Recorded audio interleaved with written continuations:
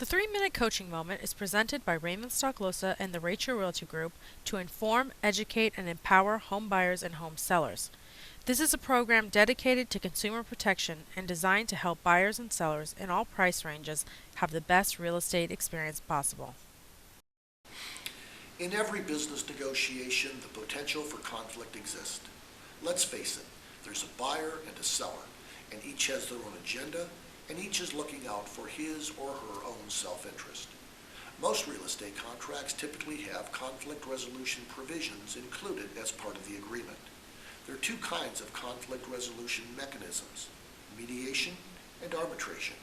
Each is different from the other, and it's important to know how and when they come into play. Probably the most common dispute between buyer and seller is when the buyer elects to withdraw from the transaction and cancels the contract. The seller may be of the mindset that the buyer has breached the contract and the seller is entitled to keep the buyer's earnest money deposit. The question of breach of contract is a legal matter. Neither the real estate agents nor the escrow company can or should they get involved in the middle of that argument. Nonetheless, the dispute must be resolved over which party is entitled to keep the money. Generally, the first step is mediation. Mediation is a voluntary process where the buyer and seller agree to meet with a neutral, disinterested mediator. The mediator does not impose a settlement, and his or her proposed solutions are not binding. If mediation fails, the next choice is arbitration. Arbitration is an elective mechanism. The decision of the arbiter is binding and enforceable. The buyer and seller must mutually agree to utilize an arbiter should their dispute escalate to that level. If the arbitration provision is not signed or initialed by both parties, it's not valid, and the parties would have to litigate their dispute, that is, file a lawsuit. Arbitration has some advantages over litigation. For one thing, it's private. A lawsuit is not. And arbitration is generally less costly than a lawsuit and can be decided in a shorter period of time. The downside is that the decision of the arbiter is final, and there's generally no appeal available.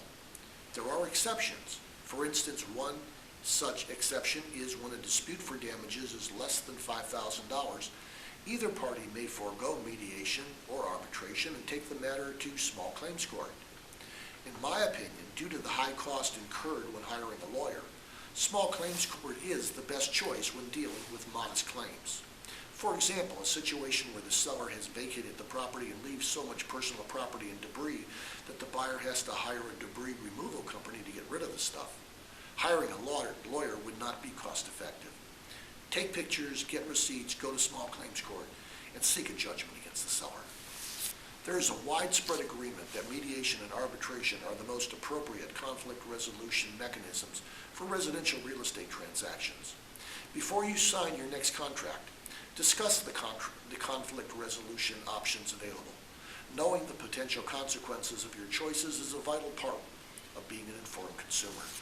See you next time for another 3-Minute Coaching Moment. Raymond Stoklosa and the RayChel Realty Group are committed to educating and empowering home buyers and home sellers. If you've enjoyed this presentation of the 3-Minute Coaching Moment, be sure to visit our YouTube channel for past shows. Much more information can also be found on our blog, livingwellinsanmateo.com.